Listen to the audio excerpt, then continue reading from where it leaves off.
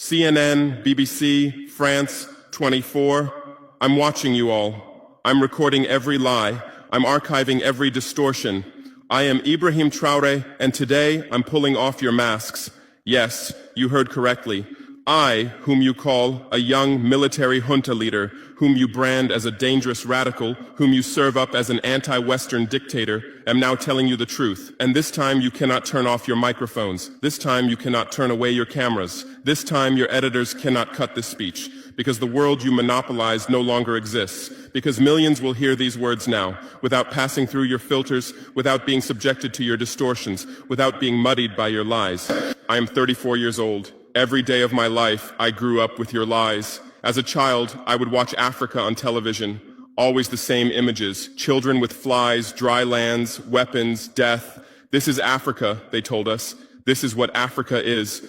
And we believed it. We were ashamed of ourselves. We were ashamed of our own lands, of our own people. But then I grew up. I read, I researched, I questioned, and I understood that the Africa you showed us wasn't real. The story you told us was a lie. The fate you imposed on us was a script you had written. For years, how have you portrayed Africa? How have you shown it? How have you sold it to your viewers? As if we were creatures who had no share of humanity. As if we were savages left outside of civilization. As if we were wretches waiting for you to save us. Every day, every hour, every minute, the same story plays on your screens. Hunger, war, disease, corruption, terror, chaos. These are the words that come to mind when Africa is mentioned. In your Africa dictionary, there are no other words. No hope, no success, no development, no resistance, no honor, no pride, no victory. So I ask you, New York Times, Washington Post, Guardian, Le Monde, have you ever made Africa's successes your headlines? How many times have you written about Rwanda's technology miracle? How many times have you shown Ethiopia's reforestation project? How many times have you praised Botswana's democratic success? How many times have you described Kenya's entrepreneurial ecosystem? No, because these don't fit your scenario. Your Africa cannot be successful. It cannot, because then how will you legitimize your exploitation? If it's not in need of help, how will you intervene? If it's not backward, how will you look down on it? Have you ever asked yourselves, has any editor sitting at their desk, any news director in a meeting, any columnist at their keyboard ever thought, why are the people of the world's richest lands poor? Here are the numbers for you, real numbers. Africa owns 70% of the world's cobalt reserves. Your cell phone, your computer, your electric car won't work without cobalt. This cobalt comes from Congo, but Congolese can't afford cell phones. Africa owns 90% of the world's platinum reserves. Catalytic converters, electronic devices, medical implants, they all need platinum. This platinum comes from South Africa, but South Africans are crushed by unemployment. Africa provides 30% of the world's gold production. Mali, Burkina Faso, Ghana, Tanzania. Gold flows like rivers from our lands. But our people swim in poverty. Africa supplies 65% of the world's diamond production.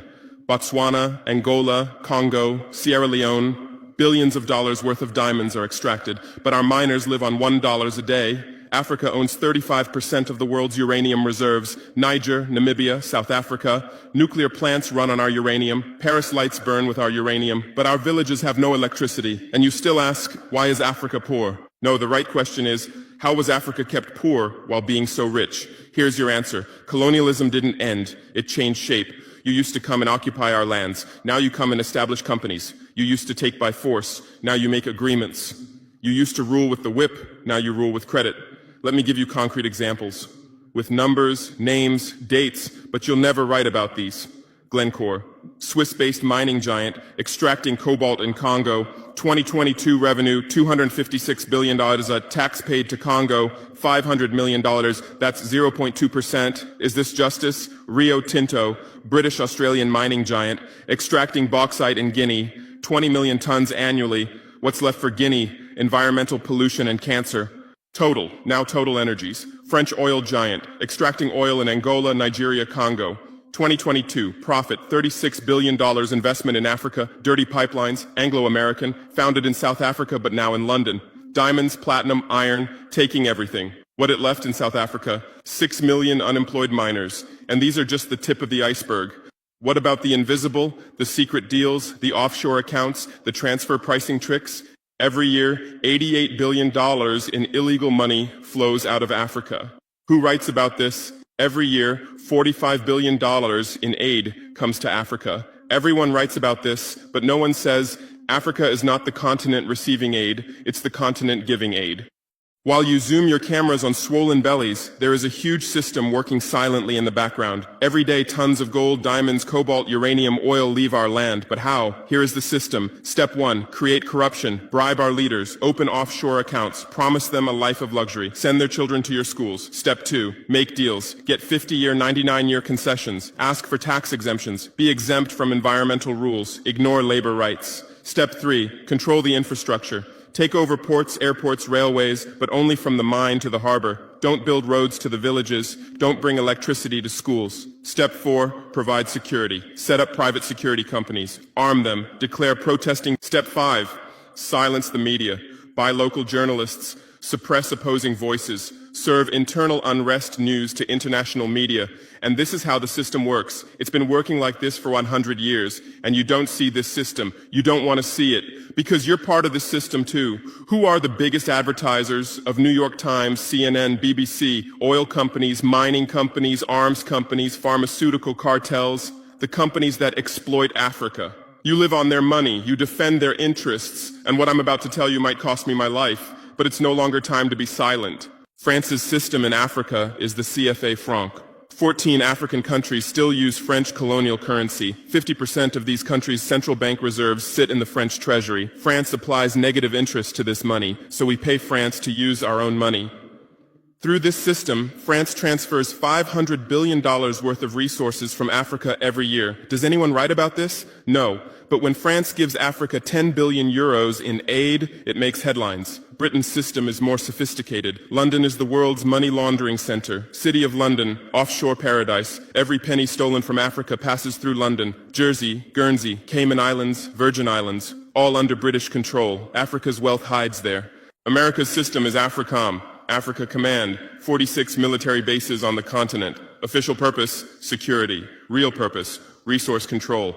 Drones in our airspace every day, listening devices everywhere.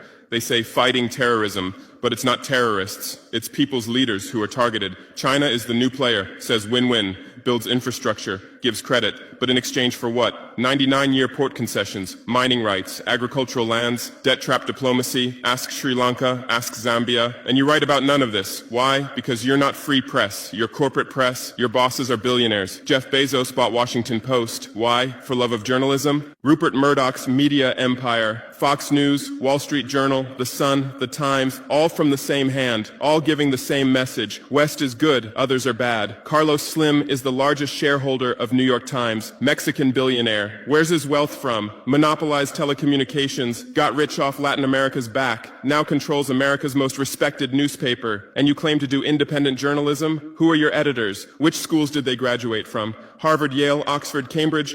Always the same elite schools, always the same worldview, always the same prejudices. How are your reporters selected? How many languages does your Africa correspondent speak? French, English, that's all. Swahili, Hausa, Yoruba, Amharic, they don't know. They can't talk to the people. Your sources are always the same. Western diplomats, NGOs, experts, and then you come and lecture us.